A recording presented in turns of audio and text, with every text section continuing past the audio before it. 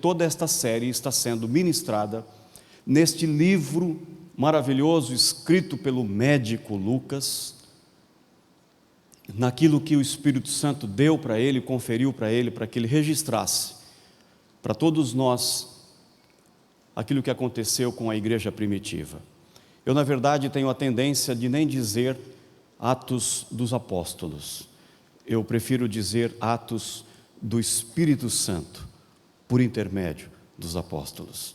É um livro em tributo ao Espírito Santo de Deus.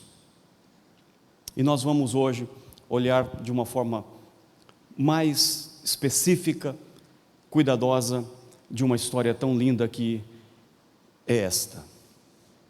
Pedro, o apóstolo, ele foi criado dentro da tradição da cultura judaica. Por conta disso, ele tinha certeza de que os seus costumes eram os mais corretos em relação aos costumes dos outros. Por isso, Pedro precisava passar por um processo que eu chamo de desconstrução da sua própria cultura. Certa vez, para isso, o Espírito Santo lhe deu uma visão para que Pedro revisitasse a sua concepção e conceitos que ele tinha de pureza e impureza. Foi uma desconstrução cultural muito difícil para Pedro aceitar. Ele passou toda a sua vida se alimentando das coisas que a sua própria tradição religiosa e cultural considerava pura ou limpa, evitando todas as coisas que eram consideradas como impuras. Mas enquanto o Espírito Santo ia começar a trabalhar com Pedro, na cidade de Jope, que hoje é Jafa, em outro lugar, na cidade de Cesareia, o Espírito Santo, através de um anjo, já começava também, quase que simultaneamente, aparecendo com uma visão a um gentio chamado Cornélio, que a Bíblia diz que ele era um homem piedoso e temente a Deus com toda a sua casa, e que fazia muitas esmolas ao povo e de contínuo orava a Deus. É isso que está registrado no primeiro versículo do capítulo 10. E este era um centurião romano, ou seja, ele era chefe de 100 homens. Chefe de 100 homens. Cornélio, então, envia 2 destes 100 mensageiros a Pedro, que está na casa de Simão, o curtidor, em Jope, pedindo para que Pedro viesse até a casa dele em Cesareia. Porém, lá do outro lado, sem saber de nada, Pedro sobe ao eirado, que é, na verdade, um terraço, para orar. Se você tiver curiosidade, você entra no Google depois e procura a casa de Simão, o curtidor, e você vai encontrar, e você vai até hoje ver como era esse eirado. Ainda tem essa foto, você pode ver lá. E ele vai orar. E quando estava orando no terraço, ele ficou com muita fome e caiu num êxtase fraco. Aqui começa a sua desconstrução cultural, e diz assim a palavra de Deus, acompanha aí nos versículos 11 e 16. E viu, quem? Pedro, o céu aberto, e um objeto descendo como que se fosse um grande lençol, sendo baixado pelas 4 pontas da terra, no qual havia de todos os quadrúpedes e répteis da terra e aves do céu. E uma voz lhe disse: levanta-te, Pedro, mata e come. Mas Pedro respondeu: de modo nenhum, Senhor, porque nunca comi coisa alguma comum e imunda. Pela segunda vez falou a voz: não chames tu comum ao que Deus purificou. Sucedeu isso 3 vezes, parece que Pedro tinha uma sina com esse negócio 3. E logo foi o objeto recolhido ao céu. Pedro está perplexo, refletindo sobre qual é o significado dessa visão que ele acabara de ter. Nesse momento, enquanto ele refletia, esses 2 homens, enviados por Cornélio, chegam à casa de Pedro, onde Pedro estava, de Simão, o curtidor. E ele ainda estava a meditar estas coisas, meditando essa visão, quando o Espírito lhe disse: estão aí 2 homens que te procuram. Levanta-te, pois, desce, vai com eles, nada duvidando, porque eu os enviei, nos versículos 19 e 20. No dia seguinte, um dia depois que esses homens chegam, Pedro então resolve pegar alguns irmãos da circuncisão, judeus, portanto, e vão a caminho com esses 2 homens à cidade de Cesareia, para finalmente conhecer esse tal de Cornélio, esse centurião romano. Aqui eu quero extrair para nós algumas lições a respeito de como o Espírito Santo nos guia, age em nossas vidas para que nós venhamos a fazer o bem. Poder, unção para fazer o bem. Em primeiro lugar, quero destacar nessa linda história que o Espírito Santo revela e trabalha em nós os nossos preconceitos. Que o Espírito Santo revela quais são os nossos preconceitos, e não só revela, mas ele trabalha em nossas vidas para que nós não venhamos mais a ter e agir com preconceitos. Pedro sabe que está indo visitar um gentílico, portanto um não judeu, um descrente, considerado pelo seu povo, pelos judeus, comum ou imundo. Antes de saírem de Jope para Cesareia, que fica a 60 quilômetros ao lado do mar Mediterrâneo, Jope aqui embaixo, seguindo 60 quilômetros, encontra a cidade de Cesareia.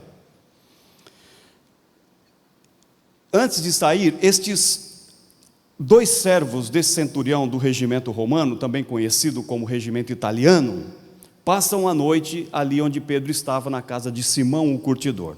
Certamente, Pedro tirou todas as informações que ele podia desses 2 homens a respeito de quem é esse tal Cornélio. À espera de Pedro, lá do outro lado, a 60 quilômetros, Cornélio convida os seus parentes e amigos do seu coração, a Bíblia diz que eram amigos íntimos do peito, para estarem na sua casa, esperando a chegada de Pedro.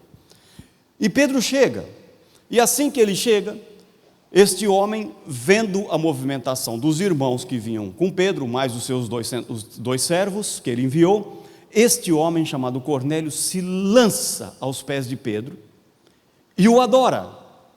Está registrado no versículo 25 deste nosso capítulo 10. A reação de Pedro não foi lá muito amistosa com isso. Ele diz: levanta-te, porque eu também sou homem. E assim que Pedro encontra o seu lugar, olha para aquelas pessoas que estavam naquela casa e dispara o seguinte, isso está nos versículos 28 a 30, se você está acompanhando. E ele diz: vós bem sabeis que não é lícito um judeu ajuntar-se, que era o que ele estava fazendo, ou chegar-se a estrangeiros, que era o que ele estava fazendo. Mas, diz ele, Deus mostrou-me que a nenhum homem devo chamar comum ou imundo, pelo que, sendo chamado, vim sem objeção. Pergunto, pois, por que razão mandastes chamar-me? Ou seja, o que é que vocês querem comigo? Afinal de contas, me mandaram chamar para quê, uma vez que eu estava lá em Jope? Cornélio, após ter explicado os motivos pelos quais, que também ele recebera, através de um anjo, toda uma visão, Pedro então diz o seguinte para eles e para Cornélio: na verdade, reconheço que Deus não faz acepção de pessoas, mas que lhe é aceitável aquele que, em qualquer nação, o teme e pratica o que é justo, os versículos 34 e 35. Agora Pedro está ligando os fatos, destes 60 quilômetros de distância. Lá no terraço, o Espírito Santo, em um êxtase, lhe dá a visão de quadrúpedes, répteis e aves, tudo quanto é bicho, pedindo para ele matar e comer, para que ele entendesse, em suas próprias palavras que ele afirma isso no texto, abre aspas, Deus mostrou-me. É isso mesmo, irmãos e irmãs. Nós muitas vezes somos tão preconceituosos que só a graça de Deus para nos mostrar, só a graça de Deus para nos revelar. Mostrou-me que a nenhum homem devo chamar comum ou imundo. Todas as pessoas que não eram judias eram vistas como a ralé comum, excluída da aliança de Deus. Assim, quaisquer costumes dessas pessoas, diferentes das do povo escolhido de Deus, eram chamadas de coisas comuns. Por isso é que Pedro usa a palavra comum, importante entender isso. E como estas coisas comuns eram proibidas pela lei, portanto, todas as coisas ou as ações proibidas ficaram conhecidas como sendo comuns. Ninguém consegue fazer o bem ao próximo, cheio de seus preconceitos. Ninguém consegue fazer bem ao outro, lotado ou lotada de preconceitos. Albert Einstein disse a seguinte frase: triste época, é mais fácil desintegrar um átomo do que um preconceito. Um cientista dizendo que é mais fácil desintegrar um átomo do que um preconceito. Martin Luther King desabafou um dia, e a sua frase ficou conhecidíssima no mundo inteiro. Ele diz: I have a dream. Eu tenho um sonho. O sonho de ver meus filhos julgados por sua personalidade, não pela cor de sua pele. E Pedro precisava ser confrontado, pois ele julgava as pessoas de acordo com o código de pureza da sua cosmovisão judaica. Mas o Espírito Santo revela para ele que se ele tinha a intenção, se ele queria ser um agente da graça e do amor de Deus aos outros, ele precisava se converter à cultura do outro. Ele precisava se converter à cultura do outro. Faz aproximadamente quase, agora em junho, fará 2 anos que eu estou aqui em João Pessoa, com a minha família. Vindo do interior do Paraná, na cidade de Londrina, eu mais ou menos já me julgo paranaibano. Mas o meu sotaque me denuncia, ele é galileu, ele é paranaense, né? Que essa porteira, não tem como, né? Está na minha cara. Ora, como eu vou querer ser um agente da graça de Deus na Paraíba ou entre vocês, se eu não aceitar a cultura de vocês? Como? Tem coisas que eu estranho. Tem coisas que é difícil aceitar. Tem coisas que eu olho para mim e falo assim, mas como é que a gente faz isso? Olha que interessante como eles fazem aqui. Por que a gente não faz lá o que eles fazem aqui? Começo a comparar as coisas.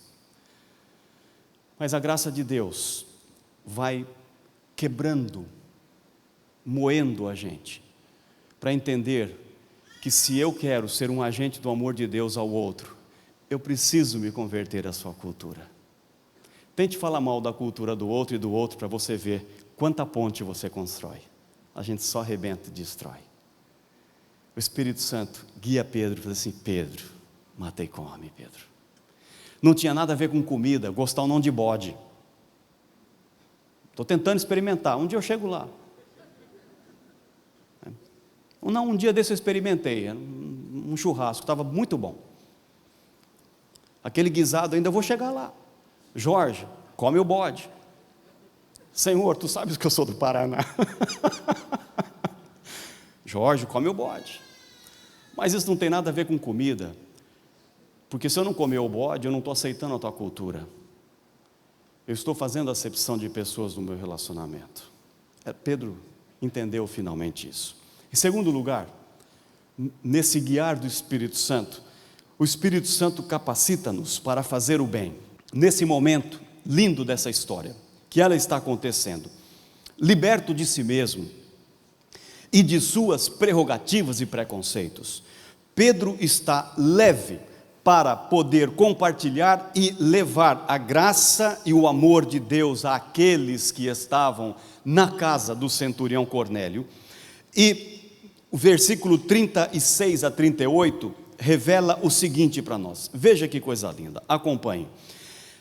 Esta é a palavra que Deus enviou aos filhos de Israel, anunciando-lhes o evangelho da paz, por meio de Jesus Cristo. Lembre-se, ele está dentro da casa de Cornélio. Este é o Senhor de quem? De todos. Jamais Pedro teria falado isso antes, que o Espírito Santo não convencesse que ele tinha que se converter à cultura de outro. Jesus Cristo é o Senhor de quem? De todos. Mas até então, para Pedro, Jesus Cristo era o Senhor de quem? Dos judeus.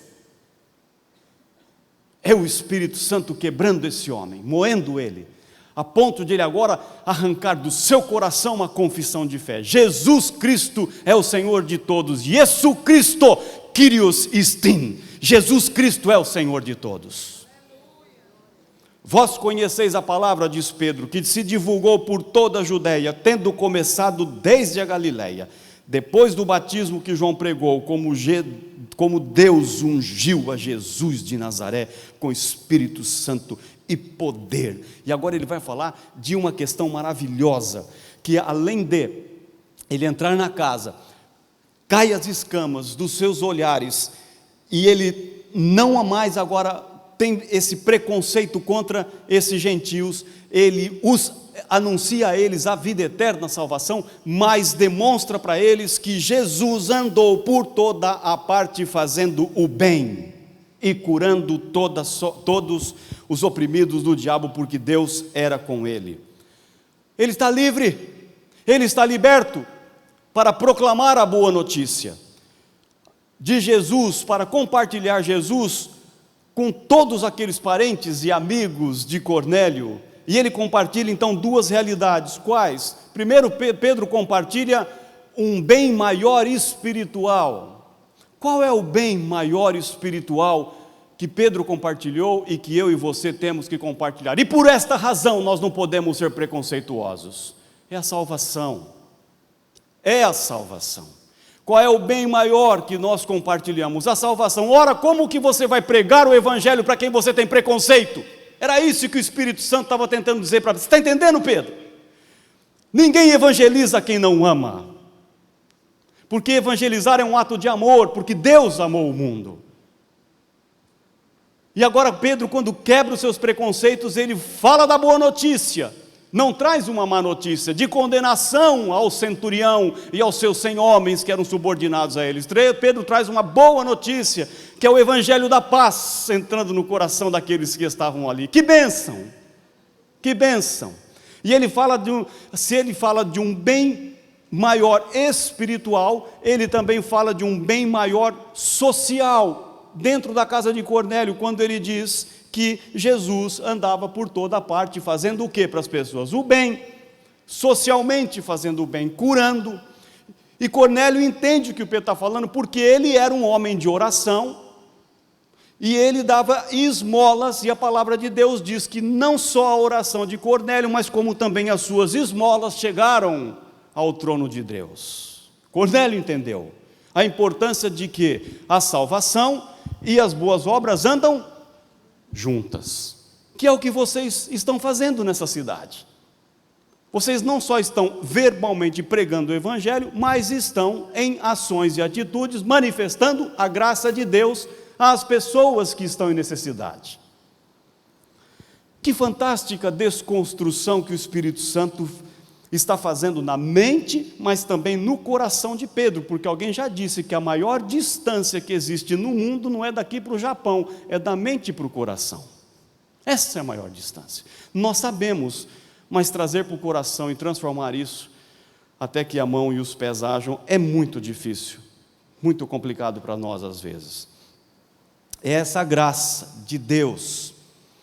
E ali está Pedro, ele agora, diante de quem, irmãos e irmãs? Dos impuros, diante dos incrédulos, dos imundos gentílicos, compartilhando a estes a boa nova para a vida eterna e as boas obras de Jesus de Nazaré para a misericórdia aos em necessidades sociais. É a graça de Deus quebrando paradigmas para que todas as pessoas, sem acepção nenhuma delas, conheçam a Jesus, a fonte da vida. E agora Pedro, livre e liberto de si mesmo, de suas prerrogativas e de suas verdades, faz o bem a todos que estão ali naquela casa. Voltaire disse uma frase forte, dura: encontra-se oportunidade para fazer o mal 100 vezes por dia, e para fazer o bem 1 vez por ano. É ou não é? Como é fácil a gente fazer o mal. Você viu? Eu falo, nossa, já começa. 100 vezes por dia. Leon Tolstói, um pouco exageradamente, mas querendo mostrar o peso do que ele estava falando, diz que a alegria de fazer o bem é a única felicidade verdadeira. Pois bem, agora esse homem está livre, pela graça de Deus e pelo Espírito Santo que o guia. Agora, em terceiro lugar, algo transcendental começa a acontecer, algo lindo, que diz, em terceiro lugar, o Espírito Santo nos convence.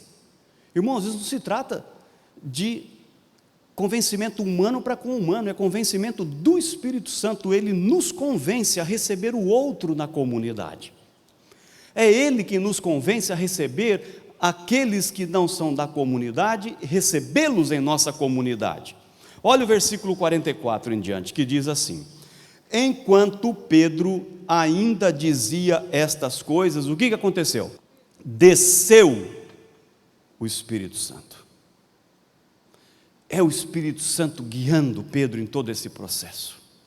Desceu o Espírito Santo sobre todos os que ouviam a palavra, os crentes que eram de circuncisão, todos quantos tinham vindo com Pedro, que era esse grupo que ele trouxe com ele, tudo judeu, ele só trouxe judeuzão para ir para a casa de Cornélio, não sabia o que ia acontecer lá, maravilhavam-se de que também, olha essa palavra, também, até então não, também, sobre os gentios se derramasse o dom do Espírito Santo, porque os ouvia falar línguas e magnificar a Deus. Irmãos, isso daqui não é aquele Pentecoste lá do capítulo 2, esse daqui já é um outro Pentecoste acontecendo.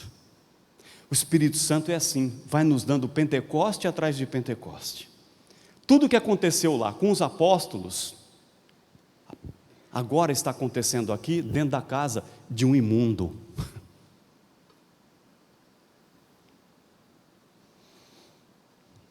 Respondeu Pedro: pode alguém porventura recusar a água para que não sejam batizadas estes também que, como nós, receberam o Espírito Santo?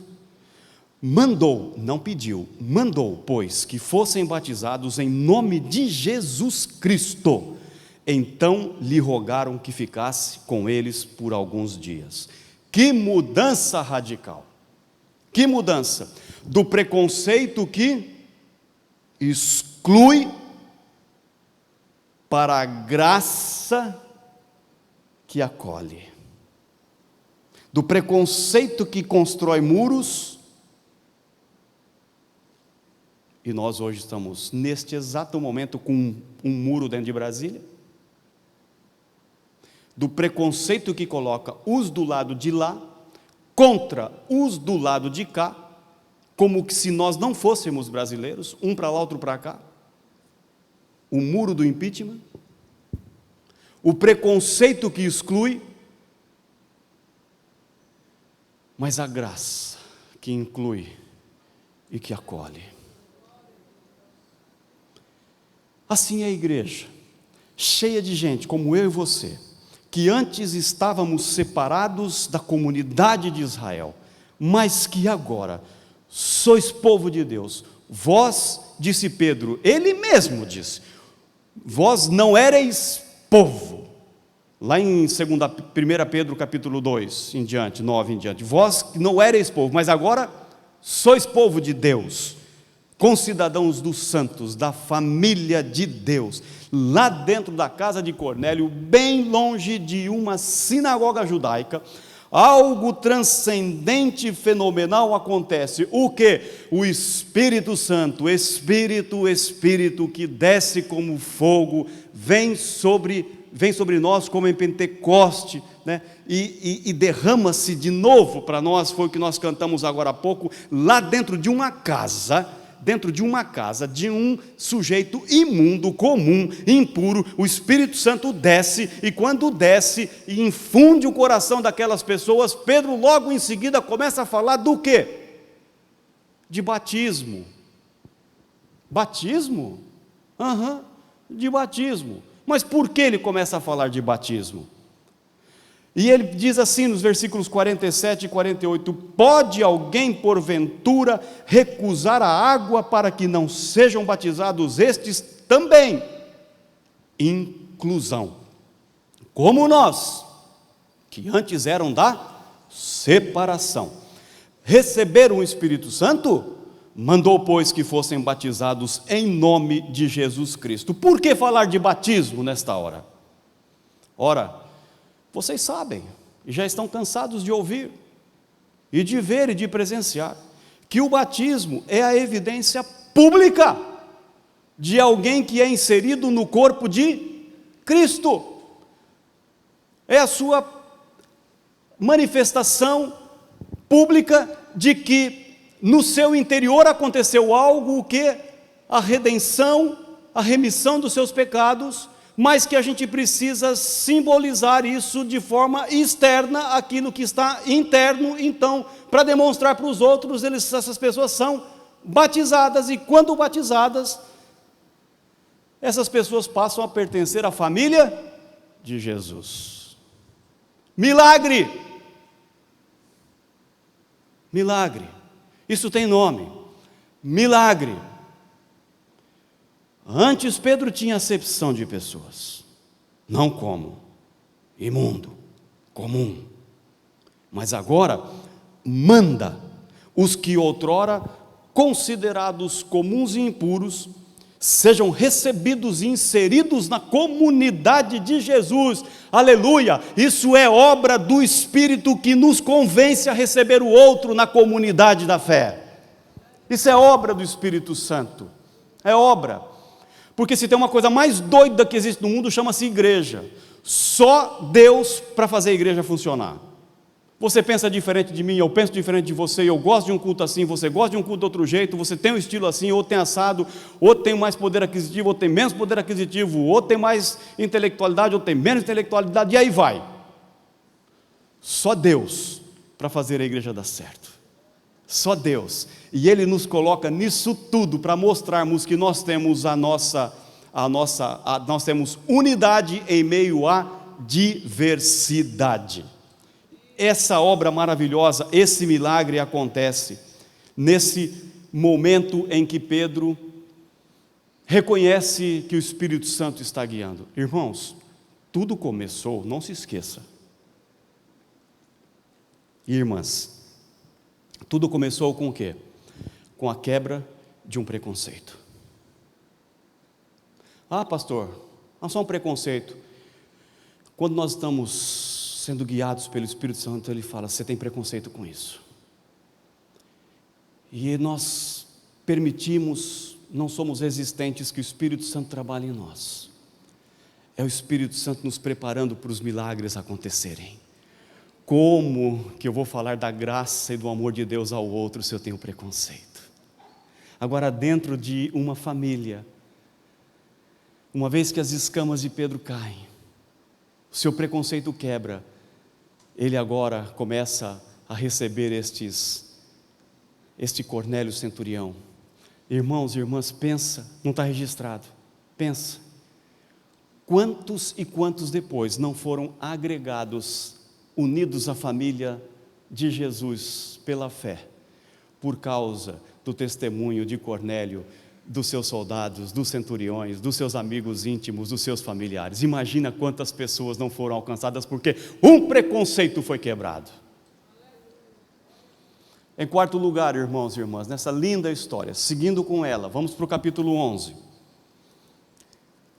No versículo 22 a 24, diz que chegou a notícia destas coisas aos ouvidos da igreja em Jerusalém. Graças a Deus, é o preconceito sendo quebrado.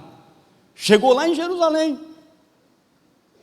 E enviaram Barnabé a Antioquia, o qual chegou e viu a graça de Deus e se alegrou e exortava todos a perseverarem no Senhor com firmeza de coração. Porque Barnabé eram três coisas: era homem de bem, cheio do Espírito Santo e de fé, e muita gente se uniu ao Senhor. Em quarto lugar, o Espírito Santo infunde o seu caráter nos líderes do povo de Deus. Nos líderes, não é qualquer um que pode ser líder na casa do Senhor. Não é qualquer um que pode se atrever a liderar o povo do Senhor. As características foram dadas para liderar na casa do Senhor, liderar o povo do Senhor. Tem que ser gente do bem, gente que faz o bem. Para liderar o povo de Deus, tem que ser gente cheia do Espírito de Deus, cheia do Espírito Santo. Caso contrário, você vai seguir palavras de homens e de mulheres. E tem que ser gente que inspira a fé. Que características maravilhosas que o Espírito Santo vai agora capacitando esses líderes. Não pense que você é naturalmente bom, ou que eu sou naturalmente bom, ou que as pessoas são naturalmente boas. Não são.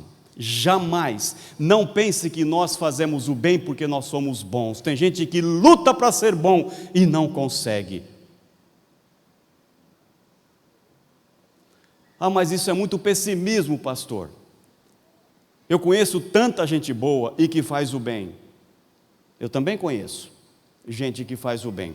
Escute a palavra de Deus no que ela diz. Temos nós qualquer vantagem? Não, de forma nenhuma. Pois já temos demonstrado que todos, tanto judeus quanto gregos, tanto de Londrina como de João Pessoa, estão debaixo do pecado. Como está escrito, não há justo nem um sequer. Não está aí em Atos não procure, não precisa, só lê, só escute. Não há quem entenda, não há quem busque a Deus. Todos se extraviaram, a uma se fizeram inúteis. Preste atenção, não há quem faça o bem. E para que não haja nenhum pingo de dúvida, não há nenhum sequer. A garganta deles é sepulcro aberto, com a língua urdem engano, veneno de víbora está nos seus lábios, a boca eles a têm cheia de maldição e de amargura, são os seus pés velozes para derramar sangue, nos seus caminhos há destruição e miséria, desconheceram o caminho da paz, não há temor diante dos seus olhos. Romanos capítulo 3, versículos de 9 a 18. Só o Espírito Santo nos auxilia e nos guia para fazer o bem. Você não faz o bem porque é bom, você faz o bem porque o Espírito Santo está dentro de você e de mim. É por isso que nós fazemos o bem, e é melhor o quanto antes nós reconheçamos isso, porque se porventura você fizer o bem achando que você é bom, você está roubando a glória do Senhor. Ele não vai dividir conosco, Ele não vai dividir a sua glória conosco. Então não pense que você é bonzinho e é por isso que você faz o bem. Não! Você faz o bem porque o poder, a capacitação, a unção do Espírito Santo está em você. É Deus em você, que é o Espírito Santo. O Espírito Santo não é uma força cósmica, não é algo sincrético que mistura forças aqui e acolá. O Espírito Santo, quem é? Deus. É Deus em nós que nos convence e nos capacita a fazer o bem. Então, quanto mais bem nós fazemos, mais Deus nós revelamos. Esses eram requisitos para os líderes da igreja primitiva. Paulo diz para Tito que o bispo deve ser amigo do bem, amigo do bem. E diz ainda Paulo que o fruto, não frutos plural, consequência de ser guiado pelo Espírito Santo é que aquele e aquela que é guiado pelo Espírito Santo é benigno e é bondoso. Bondade e benignidade é fruto, consequência daquele que é guiado pelo Espírito Santo. Por fim, irmãos e irmãs, em quinto lugar, o Espírito Santo revela situações visando nos preparar para fazer o bem. Quero que você preste muita atenção aqui, porque isso tem a ver com com o nosso cotidiano, com as nossas coisas corriqueiras, com o nosso dia a dia, com leve trás, com faz, com ir para lá e para cá, e com o nosso relacionar com as pessoas. Repito, o Espírito Santo revela situações para nós, visando preparar-nos para que possamos fazer o bem. Isso está registrado nos versículos 27 e 30 aí de Atos. Naqueles dias desceram profetas de Jerusalém para Antioquia, e levantando-se um deles de nome Ágabo, dava a entender, não por si próprio, mas pelo Espírito, que haveria uma grande fome por todo o mundo, a qual ocorreu no tempo de Cláudio. E os discípulos resolveram, no grego determinaram, mandar cada um, conforme as suas posses, socorro aos irmãos que habitavam na Judéia, o que eles com efeito fizeram, enviando-o aos anciãos por mão de Barnabé e Saulo. O que é que está acontecendo aqui? Ágabo, um profeta da igreja primitiva, já havia profetizado no capítulo 21 de Atos, que Paulo também seria preso, e agora está profetizando, informando àqueles irmãos, àquela comunidade, que haveria um período de fome muito grande, muito intenso, e que, para que fosse uma oportunidade para que aqueles discípulos da igreja primitiva fizessem alguma coisa. O Espírito Santo age assim. Ele já tinha feito isso, se vocês estão lembrados, com José no Egito, não foi? Vocês se lembram que foi o Espírito Santo que revelou a José no Egito que iria ter aquele, no sonho, aqueles 7 anos de vaca magra, 7 anos de vaca gorda. Ele já havia profetizado isso. Ele também já havia colocado no coração de Elias, que predisse que haveria fome em Israel no tempo do rei Acabe. Eu acho que vocês se lembram disso também. Mas o que é importante aqui nesse texto, que está revelando para nós, creio eu, é que, guiado pelo Espírito Santo, Ágabo disse: vai acontecer uma tragédia, fome para todo mundo. Quantas informações você não recebe por dia de pessoas, ou que vêm a você, ou que você escuta falar, fulano está passando por uma necessidade muito grande. Você fala, todo mundo passa. Carro do Beltrano, parece o meu, né? Acho que eu estou profetizando para mim. O meu carro quebrou 5 vezes seguido agora. Tive que por 2 vezes aplanar o cabeçote dele. Aí, se alguém compartilha, você fala assim, o meu também já aconteceu isso várias vezes. Todas as vezes que estamos recebendo informações, o Espírito Santo está trabalhando. Não é apenas para que você saiba que a família tal está quebrada e que fulano perdeu o emprego por causa da Petrobras. É o Espírito Santo trazendo alguém, te dando informação, para que por meio dessa informação você seja usado e usada para fazer o bem. Para fazer o bem. Diferentemente do que os egípcios fizeram, o que eles fizeram quando souberam que ia ter fome? Juntaram em celeiro, construíram um grande celeiro, estocaram, virar fome, estocaram. Os cristãos dessa igreja não fizeram isso. Resolveram, determinaram, cada um conforme suas posses. Pode dar 10, dá 10. Posso dar 500, dá 500. Posso dar 5 mil, dá 5 mil. Posso dar 50 mil, dá 50 mil. Ninguém está dizendo, dá 50 mil e você vai ter bênção de 50 mil. Segundo as suas posses. Pode dar R$1, dá R$1. Pode dar um saco de arroz, dá um saco de arroz. Pode dar 1 quilo de feijão, dá 1 quilo de feijão, segundo as suas posses. Socorrer os irmãos. Socorrer os irmãos. Isso para mim, eu não estou falando para você, é um tapa na minha cara. É um tapa na minha cara. Porque quantas e quantas vezes eu não escuto coisas que estão acontecendo com os meus irmãos, que eu não determino, não resolvo, de acordo com a minha condição, com a minha posse, socorrer aqueles que estão passando por alguma situação cuja informação me foi trazida. Eu tenho que me arrepender. Eu tenho que me arrepender e fico me perguntando, até quando eu preciso de mais tempo para cumprir a palavra de Deus na minha vida? E eles fizeram isso e distribuíram aos necessitados. E se cumpriu entre eles esse maravilhoso salmo que diz: bem-aventurado o que acode ao necessitado. O Senhor o livra no dia do mal. O Senhor o protege, preserva-lhe a vida e o faz feliz na terra. Não o entrega à discrição dos seus inimigos. Bendito seja o Senhor. Eu preciso crer nesse Salmo 41, versículo 1 e 2, que quando eu socorrer um irmão necessitado, eu não vou quebrar, e que não vai faltar alimento na minha casa. Eu preciso crer nisso. Ó homem de pequena fé que sou eu, quando eu não pratico estas coisas. Note que os discípulos determinaram, ordenaram, designaram, e com efeito eles fizeram estas coisas. Concluindo, irmãos e irmãs, concluindo, que bom poder olhar com carinho e com cuidado o Espírito Santo. Que bênção nós, mas mais vocês do que eu.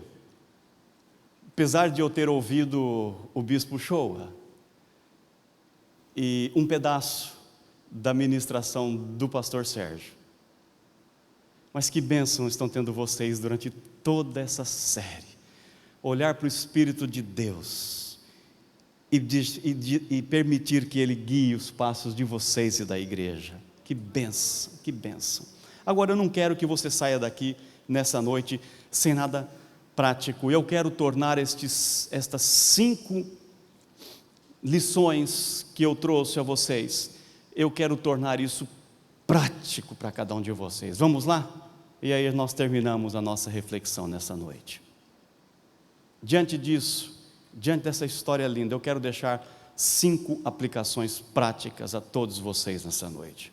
A primeira é essa: se cremos que o Espírito Santo revela os nossos preconceitos, os seus preconceitos, os meus preconceitos, então permite que Ele trabalhe os seus.